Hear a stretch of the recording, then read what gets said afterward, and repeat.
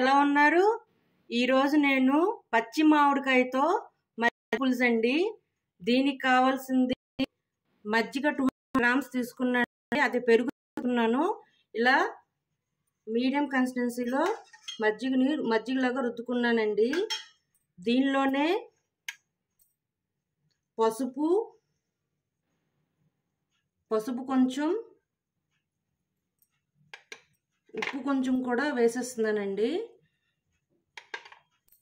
దీనికి కావాల్సిన పదార్థాలు 1 కప్పు దాకా మీడియం సైజ్ మామిడికాయ తురుము అండి, పచ్చి మామిడికాయ తురుము, 1/2 కప్ కొబ్బరికూరు, పచ్చి కొబ్బరికూరు, 2 రెమ్మలు కరివేపాకు, 2 ఎండుమిరపకాయలు ముక్కలుగా కట్ చేసుకున్నాను, పచ్చిమిర్చి 4, చిన్న అల్లం ముక్క అండి పేస్ట్ కోసం, ఆవాలు 1/2 టేబుల్ స్పూన్, జీలకర్ర 1/2 టేబుల్ స్పూన్, ఇంగువ 1/2 టేబుల్ స్పూన్, పసుపు 1/2 టేబుల్ స్పూన్, ఉప్పు తగినంత, నూనె సరిపడంత.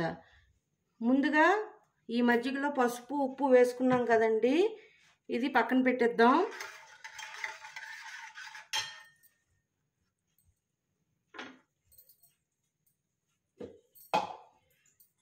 ఇప్పుడు ఒక మిక్సీ జార్ తీసుకొని దానిలో పచ్చి మామిడికాయ తురుము, కొబ్బరికూరు అదే కొబ్బరి తురుమండి,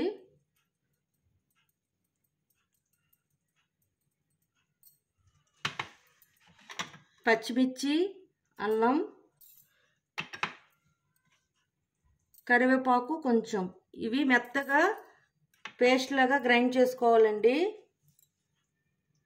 వేసుకున్న పేస్ట్ని ఈ మజ్జిగలో వేసుకున్నామండి.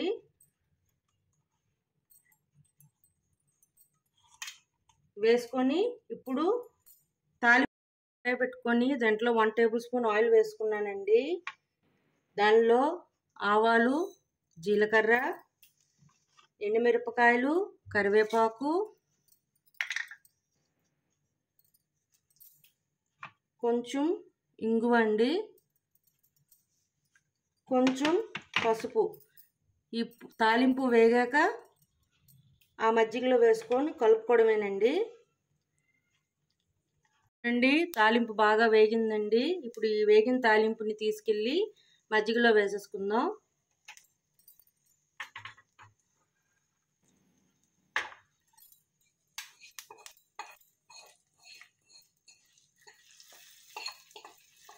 ఉప్పు ఒకసారి చూసుకోండి, ఉప్పు అన్నీ సరిపోలేదో చూసుకోండి.